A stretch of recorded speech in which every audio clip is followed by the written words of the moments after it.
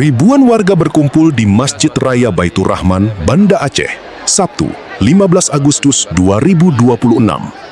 Kegiatan ini dalam rangka memperingati 22 tahun perdamaian antara Republik Indonesia dengan Gerakan Aceh Merdeka, GAM.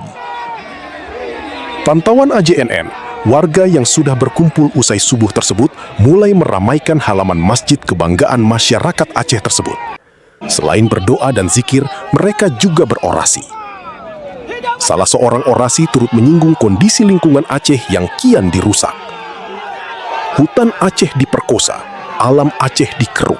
Sekarang Aceh begitu lemah, ucap salah seorang orator. Tidak hanya itu, orator tersebut juga menyampaikan untuk mendengarkan arahan ulama, termasuk menaikkan bendera bulan bintang. Kalau ulama sudah menyuruh naikkan bendera bulan bintang, maka naikkan, ucapnya lagi. Sebagian dari mereka membawa bendera putih, bintang bulan, dan juga Perserikatan Bangsa-Bangsa.